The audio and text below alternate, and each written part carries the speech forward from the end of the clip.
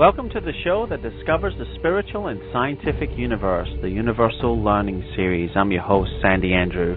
Welcome. On today's edition, we'll be discussing the topic, What Do Your Dreams Mean? With Dr. Gillian Holloway. The average person will dream over 150,000 times in a lifetime. Every dream is a complex web of imagery and deeper meaning. The Complete Dream Book uses the interpretation of 28,000 actual dreams from contemporary dreamers. Dr. Gillian Holloway has a Ph.D. in psychology and has been working with dream analysis for more than 20 years. She teaches college courses in dream psychology, nightmares, and intuition at Marylhurst University in Portland, Oregon. Please visit Dr. Gillian Holloway's website at lifetreks.com. Now let's welcome Dr. Gillian Holloway to the Universal Learning Series radio show. Hi, Sandy. It's nice to be with you. Thank you for joining us here today, Gillian. Let me start with this question for you. What is a dream? A dream is another way of thinking, Sandy. It's a pictograph, in a sense, a picture of feelings, and it's usually a reflection of what we're dealing with in current situations. So it's just another way of processing information, and that's what makes them valuable, I think, because they give us a different perspective. Do we dream every time we sleep, Gillian? Yes, we do, Sandy. We have vivid dreams during what's called the REM cycle. That stands for rapid eye movement. And that's just the time when you can see, a child or a pet and their little eyeballs are moving back and forth. That's the REM state. And that's where you have these dreams that are like movies, where you can remember the whole thing and you think, how did I even think that up? It was so complicated. So those are the dreams that we have every 90 minutes throughout the sleep cycle. And if you're a little bit sleep deprived, you'll have more of that. Really? Yes, they have what we call REM rebound, which is just if you've been deprived of sleep, what happens that really makes you groggy and have difficulty with your memory and concentration is the lack of that REM sleep. And that's where we get into trouble with sleep deprivation. So if you are pooped out, you haven't been getting enough sleep, and you finally catch a nap on the weekend, say, you may notice that you dream right away. As soon as you fall asleep, you'll be in a dream. And that's a sign of REM rebound, which is just sleep deprivation. Very interesting. Gillian, you wrote a series of books on dreams. But before we talk about your books, and in particular the Complete Dream Book, what made you get into this field? Well, I was always a vivid dreamer, Sandy, and so I grew up aware that there was a strong connection between what I was dreaming and what was going on in my life. So I was one of those people that kept a journal, as a teenager and so forth. And then when I was studying to become a psychologist, we got into dreams a little bit, and I started to see in our discussions with students in graduate school that the insights people had from their dreams not only gave them a bit of good advice or maybe an insight, they also sort of ramped them up energetically and emotionally, giving them a different kind of motivation to do a change. And as somebody who was trying to be a therapist, I'd give people my best advice and they'd say, oh, yeah, I don't think I can do that. But if they got that same advice from their dream, they were all charged up and the change was instantaneous. So I realized from a therapeutic perspective that there's something pretty juicy here. This may be something that can potentiate our ability to make changes. Now, are dreams advising us or telling us not to do what we're dreaming? I mean, how do you know? How do you interpret which way to go?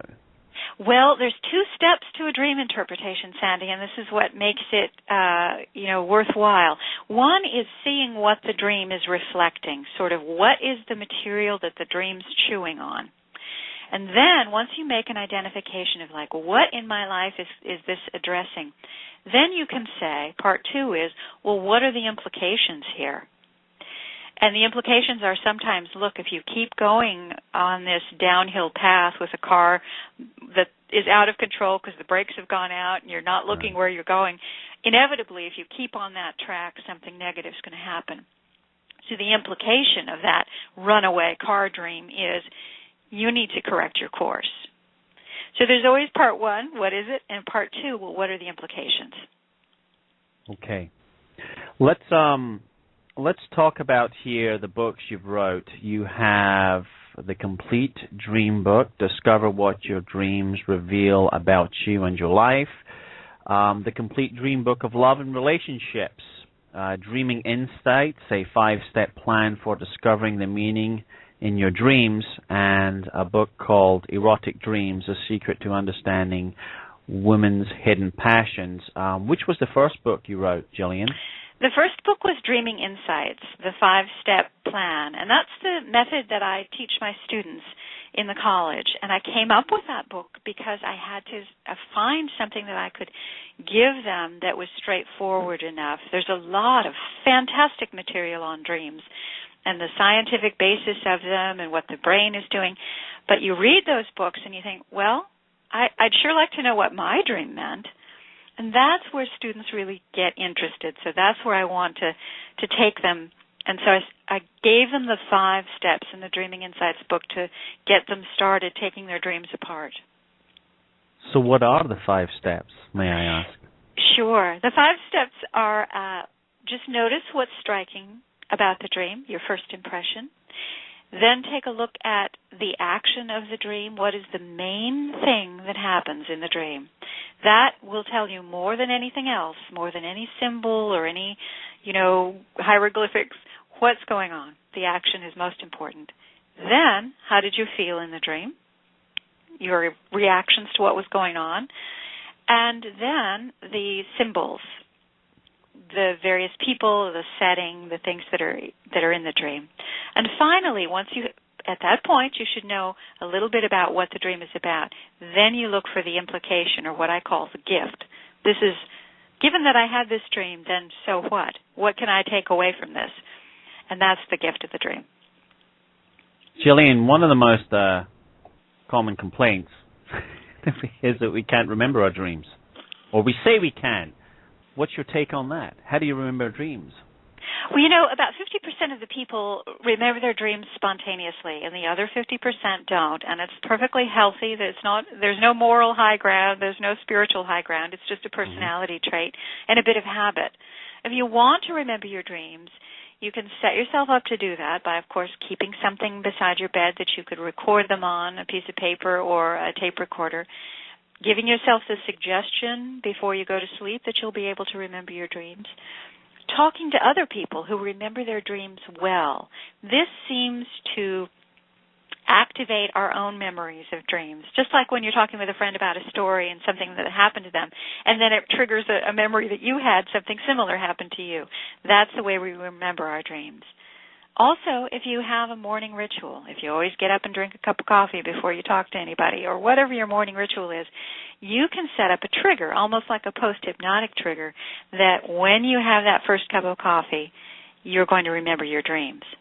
And if you do that over a period of a couple of weeks, it will work for you. What about nightmares?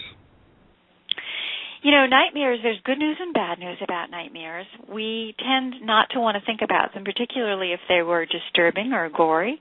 Sometimes people are ashamed of them and worry that this is a symptom of something really terrible wrong with you. Turns out that stress is a really strong activator of nightmares, especially for people who are artistic or sensitive.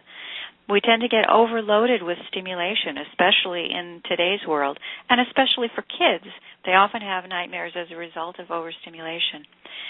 So nightmares, although they're dramatic and scary looking, they're not always related to trauma.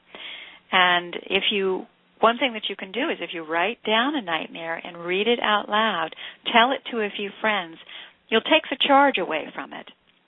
And you may be able to understand what it was about or what it was reflecting. Interesting. Precognition, déjà vu. What's your take on that, Gillian? I was trained early on to kind of stay away from the spooky and the paranormal topics because, just to be politically adept, because we've tried so long to get dreams to be taken more seriously in psychology and to talk about these paranormal subjects. I'd get a slap on the wrist. But over the years, I've realized there's just no way to get around this. This is something perfectly normal. We just haven't understood it well enough to realize that. So a number of people are very telepathic and have dreams that are predictive or precognitive. I believe this is probably associated with our survival instincts. And in later years, we're going to figure out how this mechanism works. It's just something that helps us have an edge. And I hear stories every year, Sandy, from people who have had dreams of terrible accidents, had dreams of something horrible happening to a child, had a dream of an assault. And in each case, they have been able to avoid that situation or change the ending so that they got away. They didn't get killed by the mugger because they remembered the dream and they remembered what was going to happen next. So I'm really adamant that these don't happen because we're doomed or fatalistic. They happen because this is nature's way to give us an edge. On your website, you have a list of topics that people can look at and read.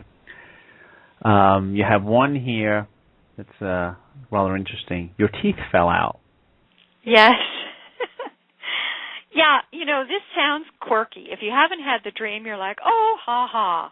But in fact, this is one of the common dreams in North America, which I found out when I was doing radio shows years ago. I didn't realize that so many of us have this same dream. There are about 200 dreams that are almost identical that we have in common. And the teeth falling out one is one that doesn't make any sense because guess what? It's more common to younger people. From the ages of 15 to 35 is when this dream appears.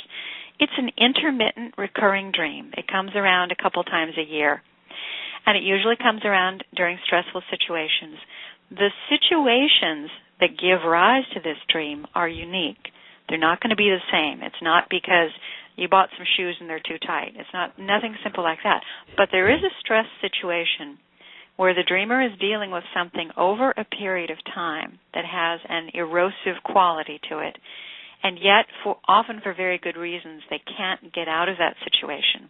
They've joined the service, they're in college, they're in a marriage, whatever it is, there's an erosive quality.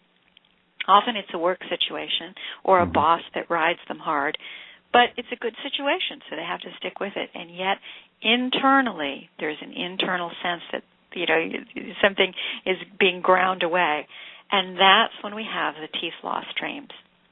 I believe it's just a little personal heads up that you want to make some adjustments in your life so that you're not just being burdened all the time. If you can take care of yourself, do some things to balance out your lifestyle, you'll be better off, and you'll probably see that dream disappears. What about the dream where you're falling off a walkway, bridge, cliff, and you're going to hit the deck, and you wake up before you hit the deck? Never fails. Have you had that one, Sandy? Oh, tons. Yeah, tons, especially in my younger years. Yeah, as a child. Yes. Yeah. Yeah, especially for some reason that's a younger person's dream as well. And that makes sense because that's when we're in a bind. As we get older, we have more strategies and more, wherewithal and more choices that we can make around our stressors. But when we're young, we're pretty much stuck with them and we don't know what they're about. So that falling dream is almost always linked with a concern about loss of control. It's like you're in a situation where you're responsible for something, but you don't have any control over it. And that's where that sense of losing your footing comes from.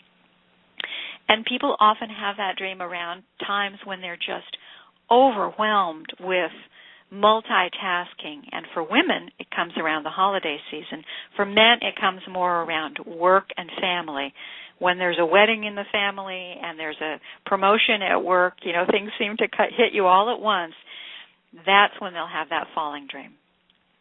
Or the stress of playing fantasy football and you're losing week after week.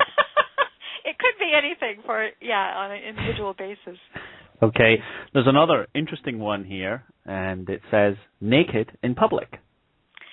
Yeah, this is one that most people don't like to talk about because and they wonder, like, oh, and it is often a recurring dream, and you'll have it more than once, which makes it seem like this is going to be a big part of your life. This is an anxiety nightmare. Nothing really bad happens except the potential for, huge embarrassment is there. And this is an anxiety dream that people have when something good is going on in their life. Usually they've been thrust into the spotlight, they've gotten a promotion, or something positive has happened, maybe a new relationship. But they don't feel like they've grown into their shoes, so to speak, yet. And so during that, sometimes as much as a year of feeling vulnerable, like you've just been put in charge of all these people and only you haven't had any experience, you feel like it's like going to work with your clothes off. It's just a feeling of vulnerability. But the key here, Sandy, is that in the dream, nobody else notices that you don't have your clothes on. They're oblivious. So that's part of the gift of this dream, is that if you interpret it, you realize only you are worried about, whether you've grown into your skin yet. Nobody else is paying any attention. They're worried about their skin. Okay. There's moving on to a couple of essential topics here, and there's one called The Same Old Flame. Mm-hmm. What about that one? When you have a dream that you're with the same old flame, you're having dinner, whatever. Yes, yeah, that is very common, and that's one that people, actually feel a little guilty about if they're currently married, happily married, and they're still dreaming about that old flame. It makes them feel like, whoa, am I still carrying a torch, or what's going on? Most people who have this dream, and it's a common one, Sandy, tell me that they are in love with their current person. So when you have a dream that doesn't make sense literally, you can dismiss that as a literal interpretation. And so if it doesn't make sense, then you know it's symbolic, that it represents something other than what it appears to be. It turns out that the first love of your life, or the first big situation of any type, becomes a memory imprint. And that tends to appear in your dreams always as, when you're dreaming about love or romance or sex, it will tend to be that particular person who was your first love. So you're dreaming actually sorting out things in your current relationship, your current marriage, but because it's about love, the face that's on that file, so to speak, is your first romance. And so that's why that person keeps appearing in your dreams. It doesn't really mean that you're still hung up on them. And that's also why you'll dream about your childhood home or your high school situation. It's the first important situation of its type becomes a memory imprint, and that's why it appears in your life, in your dreams. What about your coworker? How about that for a disaster? You mean if you're involved in a liaison with your coworker? Well, if you dream about it, if you dream about your coworker, and you're like, right. Can that be? That's right, yeah. That's a very common romantic one as well that puzzles people. And again, if it doesn't make sense literally, you can dismiss that. Freud was not on target saying that it's always about wishing it would come true. What happens is that as we connect with things in our lives, often the way that that's depicted in dreams is by a physical romance. For some reason, I don't know why, if there's any way that your dream can take something mental or emotional or psychological and depict it with the body, it will. And that's why we're always having sex in our dreams, why there's so much violence, why there's fighting, why there's, operations and loss of limbs. It's always depicted in the body, even though it's not physical. So having a relationship with a coworker is largely about connecting with something at work, forging a different kind of partnership. And that partnership gets depicted in romantic terms in dreams. So even if you're not attracted to someone at work and you're not interested, or for whatever reason, and you have a essential dream with that person, you're saying that's okay? That's absolutely okay, and you shouldn't worry about it literally, because it is about making connections at work. And we're either making connections with our family and friends, or we're making connections at work. That's where we play out our psychology. That's where we grow as people and develop. So dreams about coworkers are very, very common. And they're usually, as I said, about connecting with some other facet of yourself or connecting with some other professional attribute that you hadn't explored before. You have another interesting one here under the Essential tab. It's called The Faceless Lover. I found that one rather interesting. Yes, this is more common to women than men, but it's pretty typical. And this is a dream that people have often when they have had a sort of dry spell with relationships, or they've taken time off from romance, maybe after a divorce or after a breakup, or when they've been focusing on their career for a while. So this is more common for single people to have a dream that they've found a partner who is very exciting and fulfilling, and they have a wonderful romantic tryst, but they notice in the dream that this person has no face. And this is a sort of wake-up dream. And by wake-up, I mean it's waking the dreamer up to the fact that they're still a sensual person, they still have feelings and desires, and they still enjoy themselves as a man or a woman. And this is a dream that's sort of a prelude to the real thing. It's sort of getting your body-mind system oriented to romance and pleasure again before you encounter the real thing or before you start to look for the real thing. So the positive dream is just kind of mysterious that it has no face, but it's not about the identity of the partner. It's about getting your own feelings awake again. We are discussing what dreams mean with Dr. Gillian Holloway, author of 4 books. Her website is lifetreks.com. Gillian, can you disclose some of the questions and topics that's been posed to you over the last 20 years on dreams, some interesting ones that people may be scared to ask or speak to family members and friends with?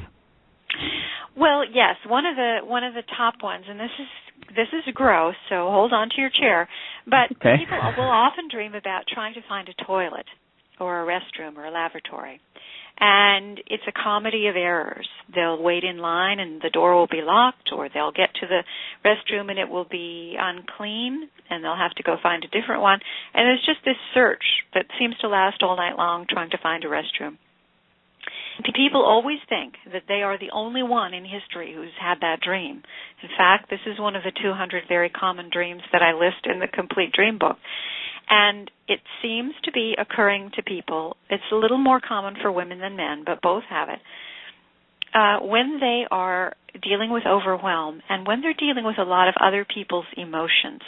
This is a common dream for therapists to have, social workers, or people who act as the unofficial social worker in their circle of friends or in their family. So it's as if everybody else gets to relieve themselves and everybody else gets to find their private time, but the dreamer doesn't. And he or she is kind of wandering in no man's land looking for some privacy and relief. So this is a definite dream of overwhelm and a definite dream that someone needs to balance out their life a bit more just to make time for their own needs. And they'll feel a lot better and be able to function a lot better. It's mysterious why this revolves around the toilet exactly, but that is the consistent marker that I find in people's lives when they're having this dream. That's an interesting one. Any others? Yes, people are very concerned when they have dreams of the dead. It's as if we expect that once someone has passed away, we'll never think of them or dream of them again. And so there's a wives' tale, there's a folkloric tale that if you dream of the dead, they're actually sort of trying to come and get you, and haul you over to the other side. Fortunately, that doesn't hold up to be true. We dream of the dead if we're grieving, of course, and over time our dreams become less and less sad and post-traumatic. But some people report dreams of the dead where it's as if there's a visitation and they receive a communication and the deceased person says, I'm okay, I'm on the other side, I've moved on, I just wanted to say goodbye and I'll see you when I see you. And those dreams, the people report, are very, very different in the quality of their experience. And they wake up feeling that the other person was there with them. They feel relieved. Some of their heartbreak is lifted. And they often it's where they turn a corner in their grieving process. So the question they pose is, could this possibly be? Could this have been a visitation? And over the years, I've come to believe that indeed some of these are visitations. And the hallmarks are those things that I mentioned. It feels differently. It's a communication. The conversation is highlighted. There's no action to speak of. And the dreamer herself or himself feels that it was real. Think of all the dreams you've had in your life, Sandy, and when you wake up in the morning, you don't say, oh, I think that really happened. You wake up and say, wow, that was a dream. But for someone to wake up and say, this felt more real than my real life did. Mm-hmm. For a normal thinking, intelligent person to feel that way, something significantly different has happened. And I take that as the marker that you can trust. If you feel that convinced that it was real, then it was a different kind of dream. On that note, Gillian, let's switch gears here and talk about who is having the dream. Because while we're awake and here on the planet surface of Earth and doing our thing, and that may sound a bit funky to some folks, but guess what? It's a scientific fact. You're here on planet Earth, Milky Way galaxy, in the middle of this thing called the universe. When you switch off and you go to sleep and you're unconscious, something else seems to kick in. You talked there a little bit about visitations, dreams, interpretation. It's almost like something else is telling your physical body or your physical self to do some things or be aware of this or let's dwell on that. So what's your take on that dynamic which is going on behind the curtain, so to speak, in the dream world? Mm-hmm. Well, that's the million-dollar question, Sandy, is what's going on with some of these dreams that appear to be offering guidance, that appear to be spiritual or even divine, where we seem to have shared dreams with other people, where we're meeting them in a kind of landscape that is familiar, and often the other people who are in the dream will remember it the next day. It's as if a meeting was convened, and you all remember your part in the meeting. In fact, in my classes in the university, this is one of the experiments that we do over a weekend. We set up a dream where we're all going to meet back at the college during the night. And at least 50% of the students do have a successful dream where they're back at the college during the night and they remember who they saw. And the people who saw each other consistently remember it the next day. If that's a coincidence, it's certainly a fascinating one. So it does beg the question that in some sense our dreams are not simply psychological movements in our imagination inside our brain, inside our skull, but that we as spiritual or non-local consciousnesses do get to meet in some other realm that's non-physical, and that what happens there is in some sense real. Indeed. Good explanation. Thank you. Gillian, where can people meet you and get hold of you? I know you have a radio show called Flash of Spirit on Sedona Talk Radio. Thank you, Sandy. Yes, we're having a lot of fun with that. My website is lifetreks.com, LIFETREKS, and you can always contact me through there if you have questions or you want more information about the books. If you're just curious about dreams, just getting started, the complete dream book is the synthesis of my research, connecting with all these tens of thousands of people and their dreams. So it's a good place to start to see what your familiar dreams are all about. Okay. All right, Gillian, well, thank you very much for sharing valuable information today for the people. Thank you. Oh, you're welcome, Sandy. Good luck to you. Bye-bye now. Thank you. Have a nice day. Well, that was Dr. Gillian Holloway, the author of 4 books. Please visit her website at lifetreks.com. She does offer private dream work sessions too, so you can share your dreams with Gillian. Well, thanks for listening to the show today, where we discover the spiritual and scientific universe. Have a great day.